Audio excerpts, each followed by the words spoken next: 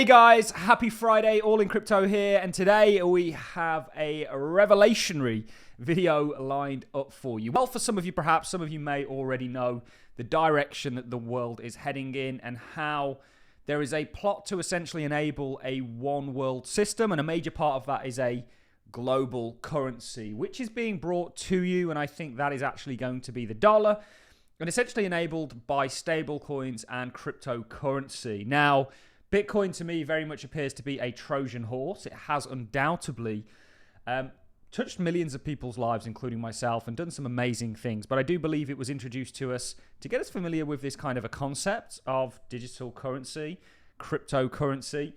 And actually, towards or right at the end of the video, I've got lots of clips to play for you that are going to be very interesting and kind of show you how things are really moving in this kind of direction. But towards the end of the video, or at the end of the video, we're going to be playing a clip of Franklin Templeton, CEO, essentially saying that Bitcoin is the biggest distraction. And it is in regards to what's actually being enabled. And Bitcoin came about to essentially challenge the traditional financial systems, whereas this technology, ironically, is doing the exact opposite.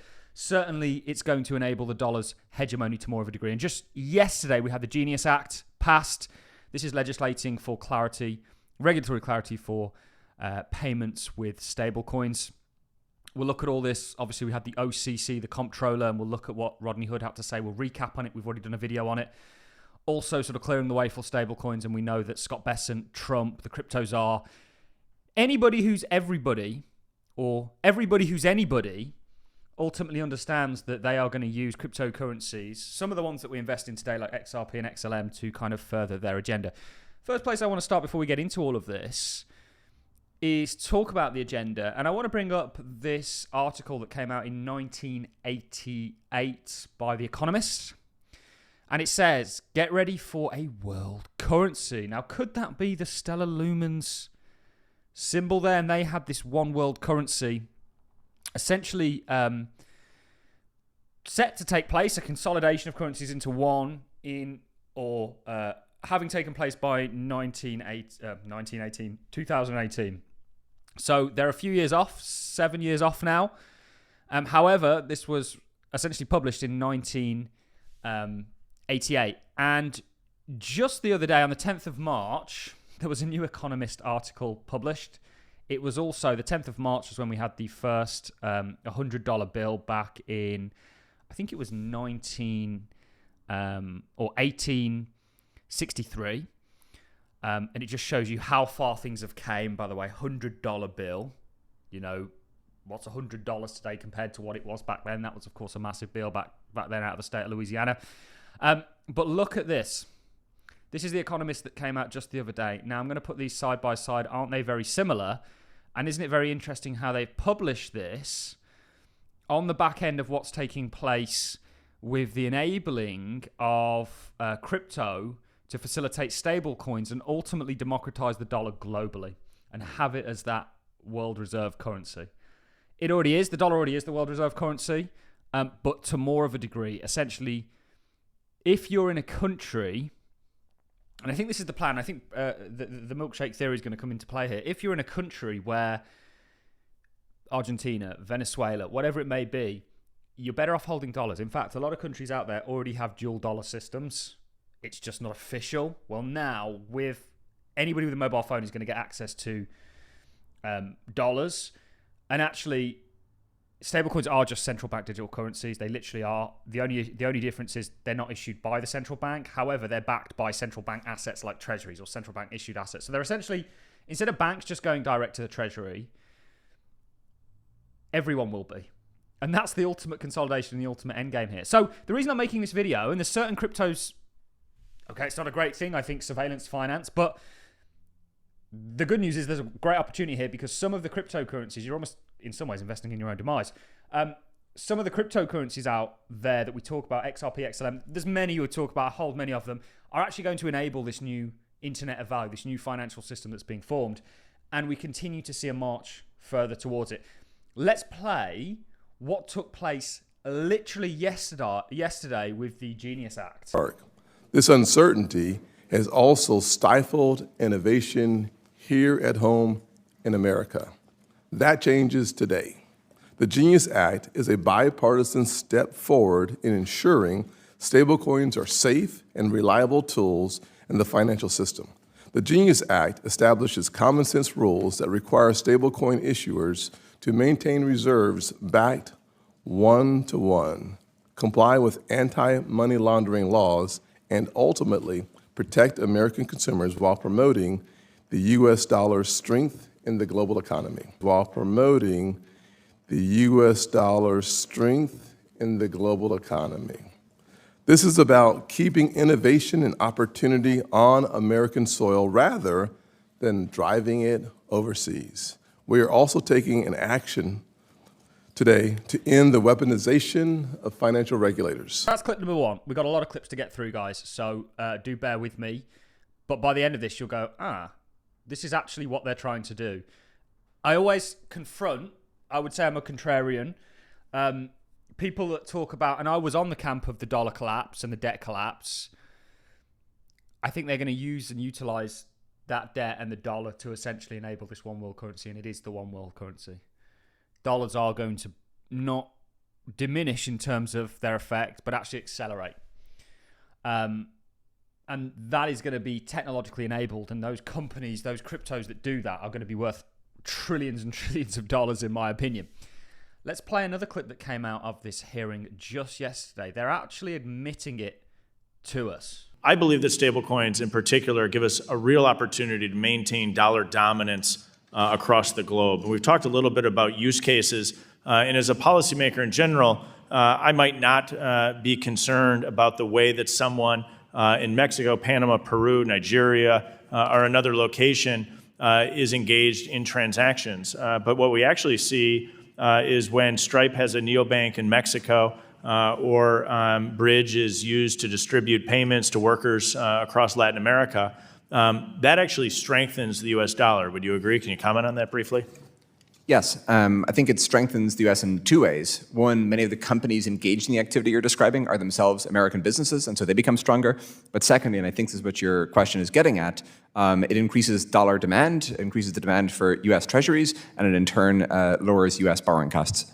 It increases dollar demand, increases the demand for U.S. treasuries, and it in turn lowers U.S. borrowing costs. David Sachs, the cryptos are also talking about they're going to use stablecoins to lower interest rates through its treasury demand. Remember, there's a yin-yang there. Yields up, treasuries down. Can you see where we're going with all this? Sometimes we like to throw videos out there where we don't talk specifically about any one cryptocurrencies, but you kind of will already understand which ones we're talking about. But generally, more broadly, what's happening. And despite retail's kind of crappy sentiment right now, which really isn't warranted, that's just, if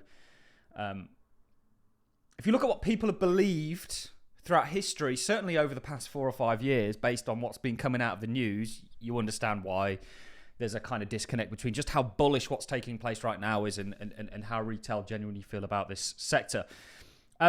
This is interesting because actually just the other day also, this is from Jeremy O'Leary, Let's Go banks are using USDC, coming soon to a blockchain EU. Also, he spoke about treasuries, networks. Stellar Lumens is the second most issued blockchain for treasuries. Ethereum's obviously the first. Ethereum's going to forget about Ethereum, guys. It can't do or isn't scalable for what they're trying to enable. But this is from Jeremy O'Leary. Also, they issue more USDC on Stellar than they do anything. Let's Go banks using USDC coming to a blockchain near you. We are excited about wiring up the existing financial system with the new internet financial system. Global financial system is really what's meant there. Circle Mint is open for business. The OCC reaffirms that crypto asset custody, holding deposits that serve as reserve, backing stablecoins, and the use of distributed ledger technology and stablecoins to facilitate permissionable payment activities are permissionable in the federal banking system. Now, the comp controller, or the comptroller of currency, Rodney Hood, we played a clip of him just the other day. Let's play that once again and listen to what he has to say. It's all being enabled, what the Economist looked at. And you might say, okay, well, why are they burning dollars? If the dollar is going to enable this new financial system, global financial system, well, it's the end of paper currency. They're paper dollars, if that makes sense, moving us on to this digital world. Let's play the head of the comptroller's comments on all of this, just the other day. Because I want there to be a seamless experience. I think one of the questions you're asking about what some of the questions are, many of the credit unions still want to know, do they have our imprimatur at NCUA to embrace fintech technology? Do they have our imprimatur to embrace blockchain, distributed ledger technology, and even engaging in digital assets? And the answer to that is a resounding yes. They have our imprimatur. We've not had to give a rulemaking because our statutes, our legislation and regulations, they currently now allow them to engage in those activities. But as they would with any activity, do it prudently and pragmatically. Are you going through the appropriate due diligence? We as an agency, we were one of the few agencies that really did tell our regulated entities that you are more than welcome when it came to digital assets. So we're looking at, are you doing the appropriate vetting, the vendor due diligence? Are you looking at a lot of the other things that you would do if you were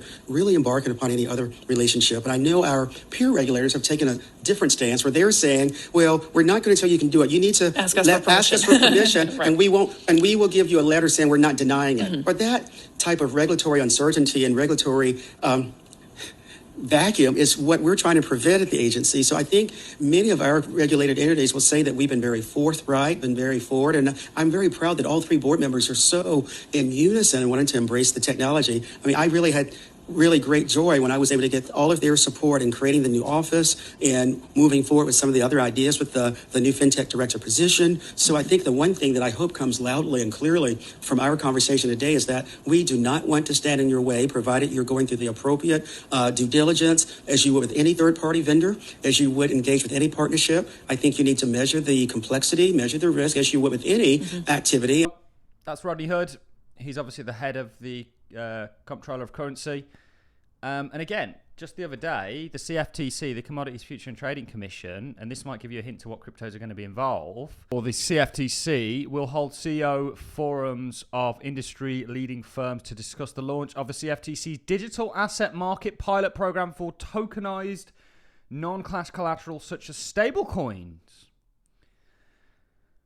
Participants will include Circle, Coinbase, Crypto.com, MoonPay, and Ripple. Further information on the CEO form will be released once details are finalized. Let's now go ahead and play a clip of Scott Bessent and what he had to say literally just last Friday, so a week ago from now, in regards to what they're essentially going to do and enable. A lot of thought into the stablecoin regime, and as President Trump has directed, we are going to keep the U.S. the dominant reserve currency in the world, and we will use stablecoins to do that. It couldn't be clearer. I can show you so many other clips.